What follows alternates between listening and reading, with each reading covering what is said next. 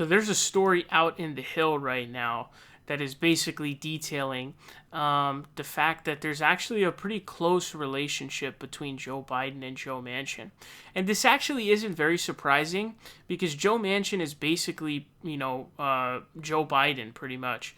And so when Joe Biden was in the Senate for all that time, Joe Manchin appears to have basically copied everything Joe Biden did. Joe Biden was, he was one of those blue dog Democrats who would often find himself flipping sides on issues or being the swing vote on issues, often siding with conservatives. So it feels like Joe Manchin has very largely molded his political career off of him, which is pretty interesting. And that's kind of the source of this close relationship. And so, what it says over here is, Biden and Manchin are also cut from the same cloth, say sources close to both veteran politicians.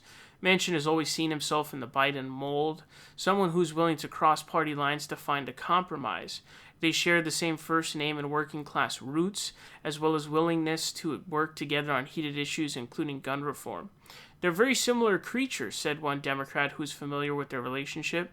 If there was ever a similar Democrat in the White House, Joe Biden's Manchin's guy, but I think there's a difference in approach right now. While they never served in the Senate together, Biden got to know Manchin around the gun control debate when the then vice president would frequently dial up the senator to talk about the issue, sources said. He knew that Biden could understand his position, one source familiar with their conversation said. He knew Biden was one of the few people who would get it. Manchin himself says he feels fondly for Biden. I think he's a good human being, just a good heart and a good soul, and he's the right person at the right time for America. Truly is. Manchin said he speaks regularly with Biden. We have a great relationship, the senator said. Asked how often they are in contact, Manchin replied, as often as he wants to, as often as needed. He estimated he's spoken to Biden 5 to 7 times since he became president and expects to be invited to the White House soon to discuss infrastructure. The West Virginia senator said Biden cajoled him about the need to pass a major infrastructure package in recent conversation. He also agreed that he is rooting for Biden. I always want to see my president succeed, Manchin said Tuesday. I think it's important as an American. I want to see Donald Trump succeed. I want to see Barack Obama succeed. But Joe Biden is a little different because he's been a senator for 36 years. He understands it, he said. Next to FDR, this person understands this process as well, if not better than anybody I know. The senator's affinity for Biden is real and genuine, said another source familiar with their interactions. This source also suggested it would be good if people in Washington could learn to work together more.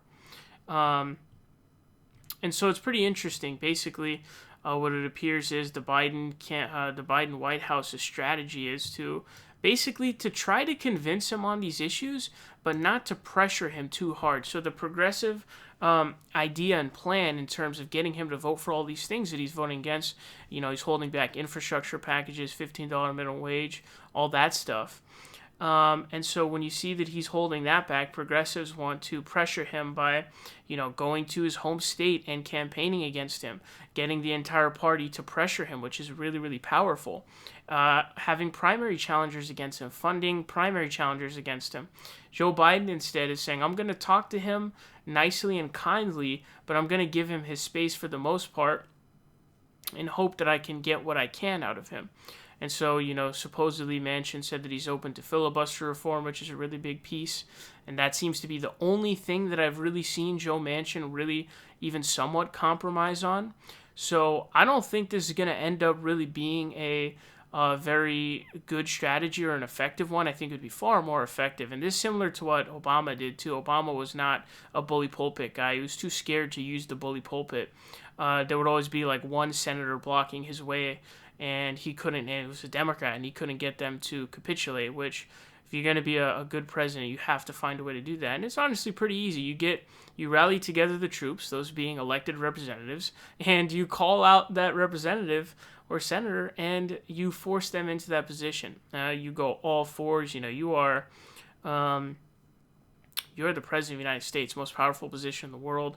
You have everything. You can go to their state, have campaign rallies against them, give interviews there, shitting on him. There's so much that can be done. And this is what the great presidents did. LBJ, FDR. That's what these guys did. Do you think it was easy to pass the Civil Rights Act of 1965? No. But LBJ did that. And he also prevented it from being, deemed illegal by the Supreme Court, deemed unconstitutional. So he put a lot of work into that whole situation, and I don't think this is really going to work. But it's not surprising to see that they have this close relationship because, Manchin sees in himself a lot of Biden because that's what it appears he's really molded himself after, and Biden sees Manchin, sees himself in Manchin. So this isn't too surprising, but it's interesting to see a behind the scenes look at, okay, this is the relationship that they have.